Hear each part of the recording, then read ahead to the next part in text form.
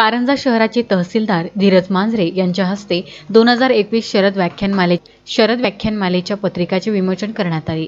सविस्तर वृत्त असे की 17 ऑक्टोबरपासून कोरोनाच्या पार्श्वभूमीवर सर्व नियम व अटी पाळून शरद व्याख्यानमालेचे ऑनलाईन पद्धतीने आयोजन करण्यात आले आहे।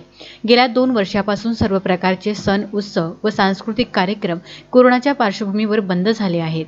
त्यामुळे मागील वर्षापासून कारंजा शहरात भव्य दिव्य आयोजित होत असलेला शरद व्याख्यानमाला हा कार्यक्रम सुद्धा ऑनलाईन पद्धतीनेच मागील वर्षीपासून सुरू करण्याचा निर्णय आयोजकांनी घेतला होता।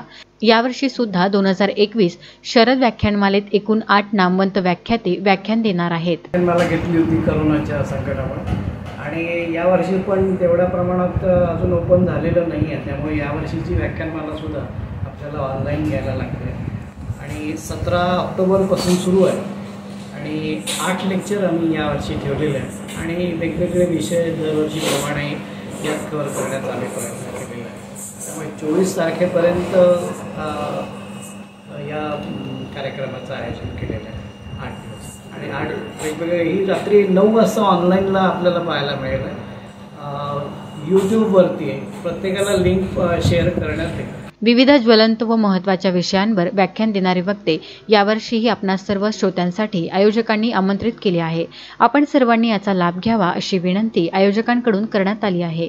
शहरामध्ये गेले 63 वर्ष शरद व्याख्यानमालेच्या माध्यमातून एक सांस्कृतिक वारसा जोपासला जात आहे। यावर्षी देखील 17 ऑक्टोबरपासून ही व्याख्यानमाला सुरू होत आहे आणि 7 दिवस चालणार आहे। या व्याख्यानमालेमध्ये साहित्य असेल, मानसशास्त्र असेल, आंतरराष्ट्रीय संबंध असतील, सांस्कृतिक वारसा असेल, अध्यात्म असेल, या सर्वच विषयावरती अतिशय दिग्गज व्याख्यात्यांची व्याख्यानं होणार आहेत। मागच्या वर्षी मी स्वतःही या व्याख्यानमालेतली काही व्याख्यानं ऐकलेली होती आणि कोरोनाच्या परिस्थितीमध्ये जी मरगळ आलेली होती सर्व क्षेत्रामध्ये ते दूर करण्यासाठी निश्चितपणाने ही वैचारिक खाद्य ही व्याख्यानमाला आपल्याला पुरवणार आहे। तर सर्व श्रोत्यांनी याचा निश्चित लाभ घ्यावा। कार्यक्रमाचे प्रास्ताविक प्रमोद दहीहांडेकर यांनी केले।